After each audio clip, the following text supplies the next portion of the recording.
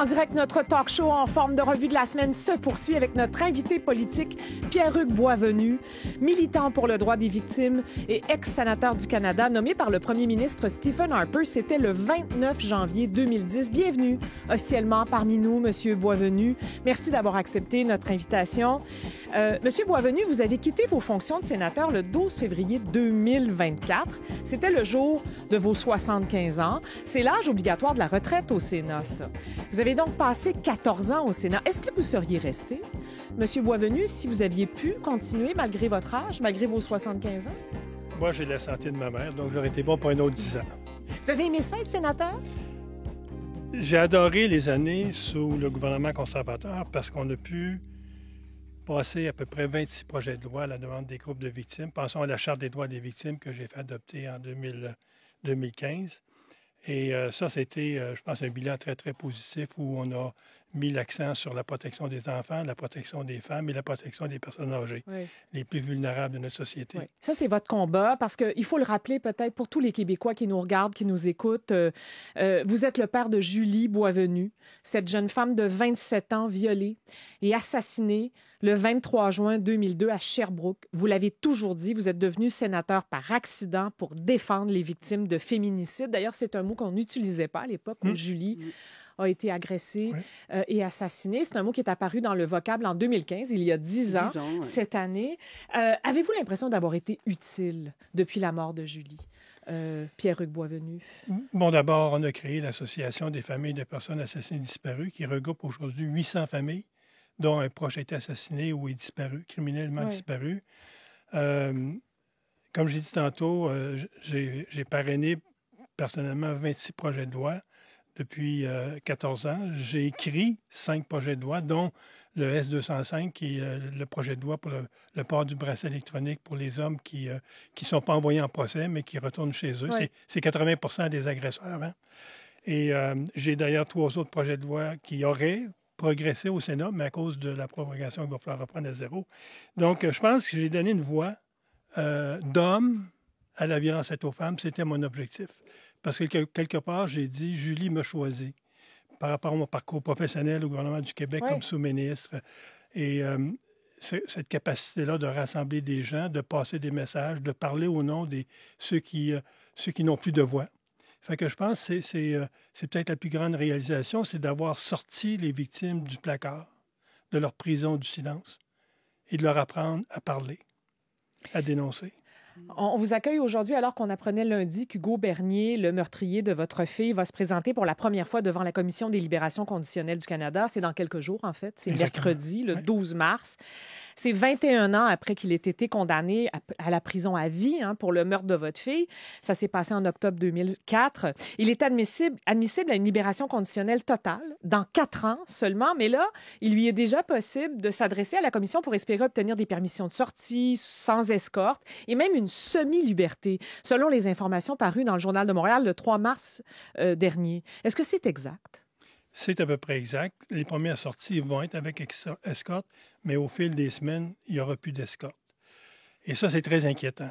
Ça, c'est si on lui accorde. C'est si on lui accorde, évidemment. Bien sûr. Depuis combien de temps vous êtes au courant que Hugo Bernier veut s'adresser à la Commission? On m'avait informé l'automne dernier comme quoi que l'audience aurait lieu le 12 février, la journée de mon anniversaire. Mais j'étais à l'extérieur du pays. Donc, j'ai dit à la Commission, vous allez reporter ça au mois de mars. On m'a dit non, on ne peut pas. Puis j'ai dit, pourquoi que le criminel peut en tout temps reporter l'audience, même ne pas se présenter à la dernière minute. Puis nous, les victimes ou les proches de victimes, on ne peut pas. Puis j'ai dit, il y a une charte des droits des victimes dont il y a le droit fondamental, le droit à la participation. Et le droit à la participation, c'est d'être présent.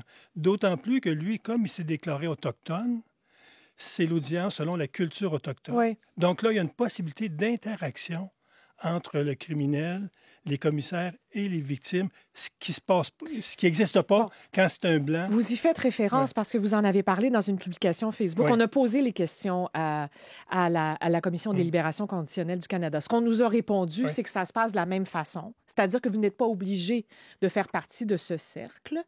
Vous pouvez simplement vous asseoir à l'extérieur et que ça n'a aucune incidence sur la prise de décision qui aura lieu. Là. Il faut expliquer que des gens qui sont de la communauté autochtone peuvent avoir accès à ça. Une cérémonie cérémonies teintées de leur culture. C'est ce que il aura droit à ça, Hugo Bernier. La grosse différence, c'est si Hugo Bernier était un Blanc, tout ce que j'ai comme droit à la commission, à l'audience, c'est de lire ma déclaration. Je ne peux pas poser des questions. Il n'y a pas d'interrelation ou d'interaction entre les commissaires et la victime. Dans un processus où c'est selon la culture autochtone, là, je peux poser des questions criminelles, poser des questions aux commissaires. Et quand je regarde ce que j'ai reçu, moi, comme bulletin du criminel de Julie, c'est à peu près rien. Alors, moi, ce que je veux savoir, il y a eu des tests au niveau de son comportement, sa déviance sexuelle, des tests au niveau de son côté psychopathique, au niveau de la réinsertion sociale, mais tout ça nous est caché. Donc, on va libérer quelqu'un qui a assassiné une femme, qui en a agressé sexuellement une quelques années avant. En 1999, en Gaspésie. Et là, l'information le concernant, on ne rendra pas ça public. Accès. Mais comment on peut protéger les femmes? Mais c'est volontaire, votre participation éventuelle. C'est ce qu'on nous a dit. Oui, absolument, absolument. Oui. Puis moi, je tenais à être là parce que... Vous pouvez être simplement témoin ou vous pouvez poser des questions, participer. J'ai été 23 ans dans la sphère publique à parler de justice. Imaginez, puis je comprends un peu le processus. Imaginez-vous une famille, une femme, un père, qui se retrouve devant la commission sans support, sans encadrement, alors que le criminel a le droit à un avocat, il a le droit à un psychologue, il a le droit à toutes sortes de supports. Cette famille-là ne comprend pas le processus. Donc, moi, ce que j'essaie de faire, j'ai essayé de faire cette semaine, c'est d'expliquer le processus. C'est pour ça que vous avez accepté notre invitation. Vous voulez parler de ces choses-là. C'est un passage obligé d'être devant la commission. Mais est-ce qu'il y a eu des tentatives faites pour que les familles aient accès à ces informations-là que vous n'avez pas? Et ça n'a rien donné? Je veux dire, des tentatives législatives, même quand vous étiez sénateur? Vous avez une très bonne question. J'ai un projet de loi, ou j'avais un projet de loi qui venait améliorer la Charte des droits des victimes et modifier la loi sur les libérations conditionnelles où on mettait les victimes à part égale lors d'une audience, pouvoir parler au commissaire, pouvoir échanger avec le criminel. Le père de famille qui a tué sa femme, pourquoi la fille ne peut pas être là puis poser une question à son père? Je trouve que c'est fondamental comme droit de questionner quelqu'un qui a volé ce que tu as de plus précieux dans la vie. Moi, quand on a tué Julie, on a volé nos rêves, on a tué la famille. Les dégâts collatéraux, vous ne les voyez pas. Moi, je les vois tous les jours. Comment vous avez réagi quand vous avez su que ça allait se passer, que vous alliez le voir? Parce que vous avez refusé d'assister au procès en 2004. Vous ne vouliez pas le voir, Hugo Bernier. Et là, vous allez le voir pour la première fois. Là. Moi, je ne voulais pas qu'en 2004, je ne voulais pas assister au procès de Julie. Parce que sa défense, vous le savez, c'était que Julie a sollicité, puis que lorsqu'il y a eu la relation sexuelle dans l'auto, il s'est endormi dessus, puis il a cassé le cou. Tout à fait. Fait que je ne voulais pas assister à ce procès-là de Julie, ses mœurs. Bon, comme qui est souvent le cas pour les filles qui sont agressées sexuellement. Donc, cette présence-là, mais elle revêt ça fait partie du combat. De confronter le mal, de confronter quelqu'un qui a commis un geste irréparable. Puis moi, j'y vais comme représentant de Julie. Parce que c'est comme les questions qu'on me pose, allez-vous pardonner? J'ai dit, c'est à Julie à pardonner. Quand Hugo Bernier passera de l'autre côté, j'ai toujours dit, il va régler ses comptes avec Julie. Parce que vous êtes croyant, vous. Vous croyez à ça. Vous croyez à la vie après la mort, qu'éventuellement Julie rencontrerait Hugo dans l'au-delà. Puis je vais le rencontrer aussi. C'est pour ça que j'ai écrit un livre, parce que ça va être un peu mon testament pour mes deux filles, parce que je vais rencontrer aussi Isabelle qui est décédée 2 ans après. Oui, vous avez perdu votre fille dans un accident de voiture 2 ans après la mort, 3 ans après la mort de Julie, là, en 2005. Comment on survit à tout ça? Par le combat. Julie, quelque part, je me suis dit, elle m'a choisi. Puis vous savez, la première semaine qu'on cherchait son corps à Julie, elle était comme assise sur le lit, puis elle me parlait. Puis elle me disait, papa, dis à maman que ça va bien, je suis heureuse. Puis je t'ai choisi pour être le porte-parole de la violence faite aux femmes. Et je n'ai jamais regardé en arrière après ça. La première fois que je vais regarder en arrière, c'est la semaine prochaine quand je vais confronter le criminel. Comment vous envisagez ce moment-là? Sereinement, objectivement, mais très rigoureusement. C'est un homme de 50 ans aujourd'hui. Oui, je n'accepterai pas qu'on me dise on le libère avec un risque acceptable. Si on ne me fait pas la preuve que c'est un risque zéro pour les femmes, il faut qu'il reste en dedans. Je ne comprends pas que cet individu-là, que le bulletin qu'il a, où il a à peu près échoué à peu près partout, depuis 5 ans, il est dans un minimum, à Moitié-Saint-François, alors qu'il ne suit presque plus de thérapie au niveau de ses déviances, alors qu'il aurait dû rester à la Macasa, où c'est une institution spécialisée sur les prédateurs sexuels. Oui. Je n'ai pas compris la décision du service correctionnel. Vous avez apporté une photographie de votre fille aujourd'hui. Pourquoi vous avez apporté cette photo? Bien, je le dis tantôt, moi, je suis son représentant, pas juste son père. Puis, quand je vais être mercredi prochain, je vais porter 3 chapeaux. Le chapeau du père, pour dire comment ce crime-là a défait la famille, a défait les grands-parents. Je porte un chapeau de défenseur des droits des victimes. J'amène avec moi toutes ces familles que j'ai rencontrées depuis 23 ans. Puis je porte mon chapeau de législateur en disant une audience doit être d'égal à égal. Fait que je veux défendre ce principe-là devant l'audience, devant la commission. L'assassin de Julie Hugo Bernier avait 23 ans à l'époque. Il était en libération conditionnelle dans la ville de Sherbrooke. Après avoir purgé 3 mois de prison, vous l'aviez fait référence, là, pour avoir séquestré et violé une jeune femme en Gaspésie en 1999. Il avait été condamné à 2 sentences de 18 mois. Ouais. Vous êtes ému, hein? Oui, puis il en a fait 3. 3 mois. Fait que c'est sûr qu'on venait de lui donner la permission de récidiver. On ne peut pas donner une sentence de 3 mois à un homme qui a agressé sexuellement une jeune fille pendant 12 heures. On ne peut pas. Oui, c'est ce qui s'était passé. C'est un message de banalisation la plus. Et ce qui est le pire dans son cas, lui, c'est après avoir assassiné Julie, après l'avoir violée, il était couché avec sa femme qui était enceinte de 3 mois. On a découvert le corps de Julie une semaine après les faits. Là. Bon, ça rappelle le meurtre de Marilyn Lévesque, cette travailleuse du sexe, souvenons-nous, le 22 janvier 2020, qui a été assassinée sauvagement par Eustachio Galeazzi, qui sortait, lui, de 15 ans de prison après avoir été reconnu coupable du meurtre de sa conjointe et qui bénéficiait à l'époque d'une semi-liberté. Évidemment, ça a choqué tout le monde, cette histoire-là, souvenons-nous. Là. Qu'est-ce que ça révèle sur le système judiciaire, les meurtres de Marilyn et de Julie, votre fille, Pierre-Hugues Boisvenu? À votre avis, qu'est-ce que ça révèle du système judiciaire? Ça révèle... Qui craque de partout, là. Ça révèle la philosophie du gouvernement libéral à Ottawa depuis 9 ans. 1, la Charte des droits des victimes n'a pas bougé d'un iota. On a même, dans beaucoup de cas, oublié les droits des victimes lorsqu'on transférait un criminel d'une prison à une autre, ou on le libérait sans aviser les familles. On a adopté des projets de loi, comme le C5, où on retourne des violeurs chez eux. On retourne des trafiquants d'armes chez eux, des trafiquants de drogue, quand on sait comment le fentanyl fait des ravages au Canada. Donc, toute la philosophie de ce gouvernement-là depuis 9 ans, c'était d'oublier les victimes puis prendre soin des criminels. Quand je pense à la loi C-83, qui fait en sorte que dans un pénitencier, si vous commettez un crime, il faut que la sentence soit la moins sévère possible.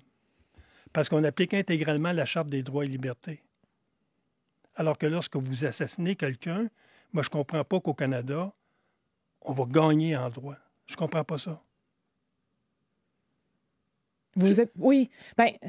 Mais je trouve juste qu'on manque de rigueur. On manque de rigueur. Vous êtes déçu du gouvernement Trudeau, vous l'avez dit. Mais je suis déçu pour les femmes. Ouais. Une femme veut dire qu'il va dénoncer son agresseur, puis on sait que ça prend comme courage de le confronter dans un procès, puis que le gars, après le procès, retourne chez lui. Je me mets dans la peau de cette femme-là. Pourquoi j'ai dénoncé? Parce que pour beaucoup de gens, une sentence à la maison, ce n'est pas une sentence. Mais il y a de l'éducation à faire. Vous savez, c'est compliqué, là, la notion d'agression, de féminicide. Il faut que tous les pans de la société s'y mettent pour empêcher les crimes ou cette violence-là de s'exprimer. Là. Vous vous êtes prononcé pour la peine de mort, Pierre-Hugues Boisvenu. Je vous cite, là, dans certains cas, c'était peu de temps après votre nomination comme sénateur dans un entretien que vous avez accordé au Journal de Montréal en juillet 2010. Le 1er février 2012, vous avez dit publiquement, je dis toujours, dans le fond, il faudrait que chaque assassin aille le droit à sa corde dans sa cellule. Il décidera de sa vie. Vous vous êtes rétracté par la suite dans un communiqué en disant que vous étiez allé un peu trop loin. Est-ce que votre souffrance détermine vos opinions politiques? Aucunement. Mon combat. Et quand on est en politique, c'est un long parcours d'apprentissage.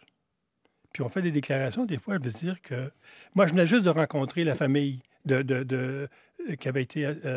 la jeune fille avait été assassinée par Paulson. Oui. Puis il venait juste de rencontrer. Mais vous l'avez pensé. Cette pensée-là a traversé votre esprit. Quand on dit des choses, on y pense d'abord. Oui. On y réfléchit après, souvent. Oui. Ça a été moins pire après. C'est votre colère qui parlait. Est-ce qu'on peut dire ça? Non. Je me dis... Et on vous comprend, là. Non, je me dis, quelqu'un qui a tué 50 femmes,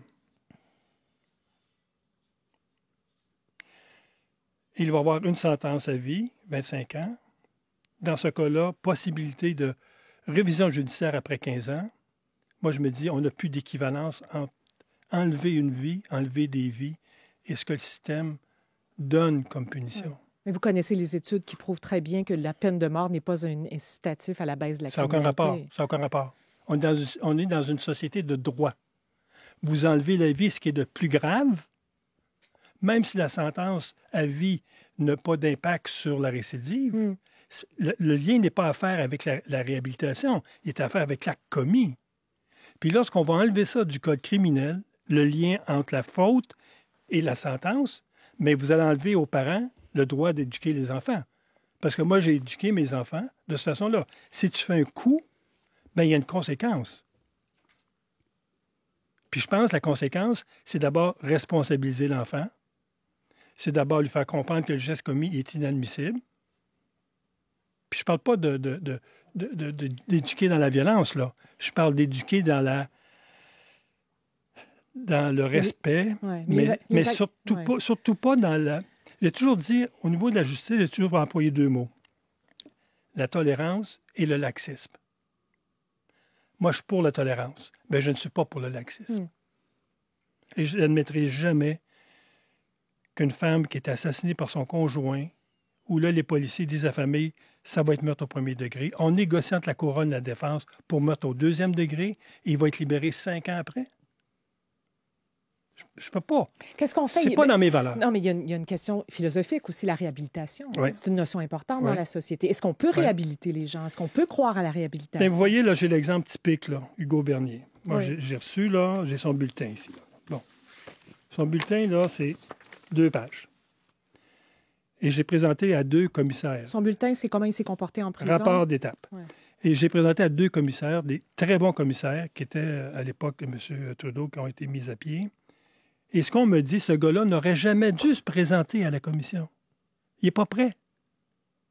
Tellement son côté antisocial n'a pas évolué, tellement son côté prédateur sexuel est encore présent, et tellement que son côté psychopathe, faire mal à une femme, est encore présent.